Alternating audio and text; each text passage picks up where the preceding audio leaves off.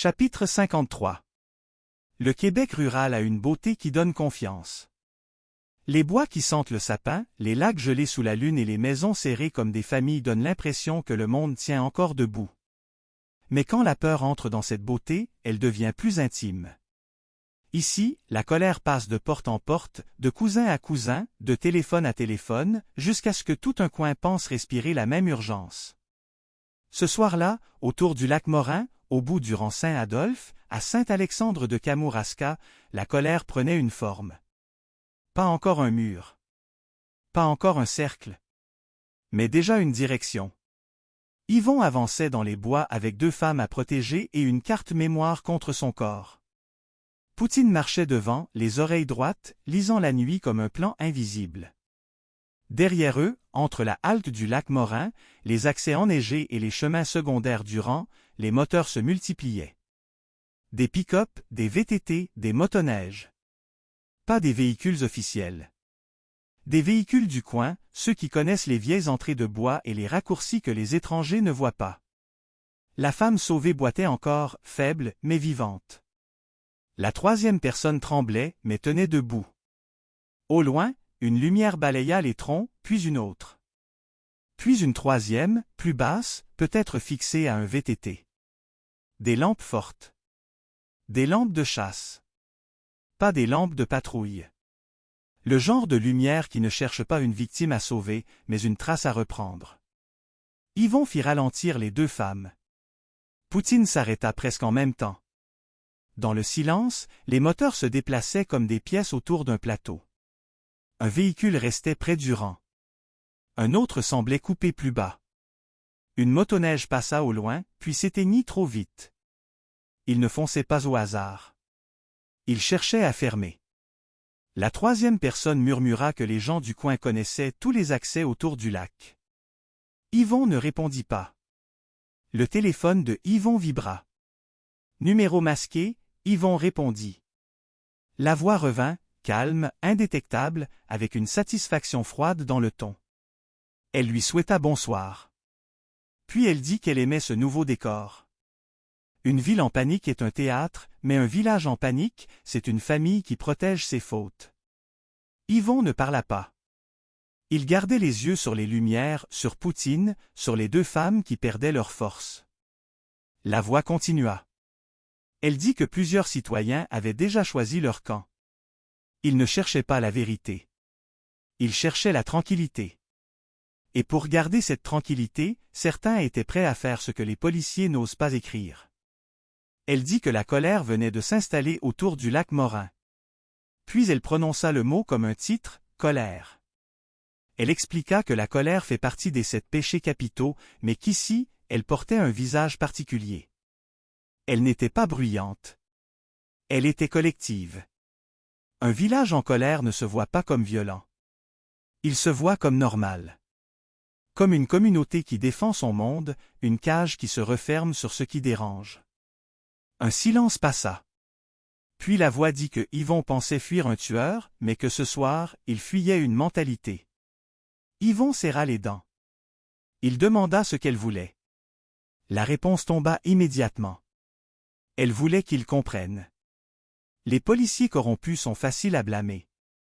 Les grands chefs sont spectaculaires à faire tomber.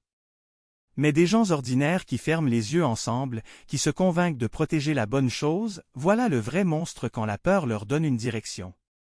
La voix dit que ce chapitre allait montrer la réaction.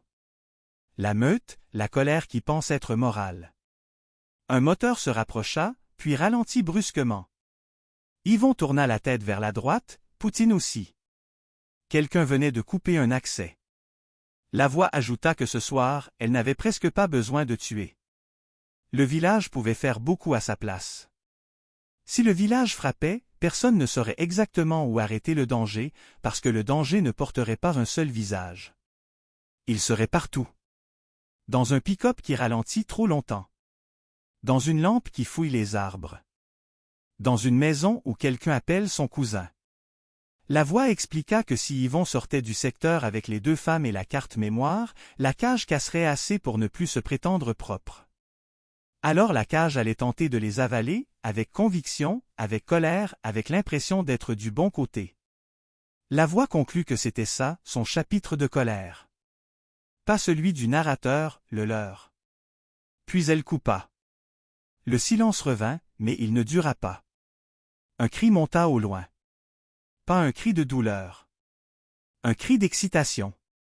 Quelqu'un avait trouvé une trace. Les lampes se rapprochèrent. Yvon fit descendre les deux femmes derrière une ligne de sapins. La femme blessée étouffa un gémissement. La troisième personne posa une main sur son épaule pour l'aider à rester debout. Poutine resta devant eux, immobile. Il fixait la noirceur, mais son corps disait que la noirceur avait changé. Yvon écouta. Les moteurs s'arrêtaient un à un. Une motoneige s'éteignit. Des portières claquèrent. Des voix basses montèrent dans les bois. Ils sortaient des véhicules. Ils entraient à pied. Yvon sentit son esprit devenir froid, mathématique. Il avait deux témoins, une carte mémoire, un chien, une meute et un territoire qui ne lui appartenait pas. Il ne pouvait plus compter sur la distance. Pas autour du lac Morin. Pas près du rang Saint-Adolphe. Pas dans ces bois où chaque chemin semblait connu de quelqu'un d'autre. Il devait compter sur le mouvement, sur le bon angle et sur Poutine. Le chien tourna la tête vers lui une fraction de seconde. Une question sans mots, on va où? Yvon regarda les lumières. À droite, une lampe descendait lentement entre les arbres. À gauche, un moteur venait de s'arrêter trop près. Devant, la faible lueur de tout à l'heure restait visible, mais elle n'avait plus l'air d'une sortie. Yvon comprit qu'ils étaient poussés, pas encore encerclés, mais guidés. Les gens du coin ne formaient pas encore un cercle, mais ils occupaient déjà les accès qui permettraient d'en faire un. La femme blessée murmura qu'ils allaient les trouver. Yvon répondit qu'il ne les avait pas encore trouvés. La troisième personne regarda la carte mémoire cachée sous son manteau. Elle dit que si le village les rattrapait, ils chercheraient à faire croire qu'elle n'avait jamais existé. Poutine avança d'un pas, puis s'arrêta. Devant eux, les arbres s'ouvraient légèrement, juste assez pour faire croire à un passage, juste assez pour qu'un groupe puisse refermer l'espace de l'autre côté. Le prochain mouvement serait décisif. Courir trop vite les jetterait dans les lampes. Rester sur place les livrerait au pas qui montait derrière. Yvon resserra sa prise sur la femme blessée et fit signe à la troisième personne de rester collée à eux. La meute était proche. Pas encore visible en entier. Mais déjà là, dans les moteurs coupés, les lampes entre les troncs, les voix basses et cette conviction collective qui donne aux gens ordinaires le courage de faire l'irréparable. Yvon inspira lentement. Cette fois, ce n'était pas seulement une question de survivre. C'était une question de sortir avec la vérité. Et rien, dans un village en colère, n'est plus dangereux qu'une vérité qui veut sortir.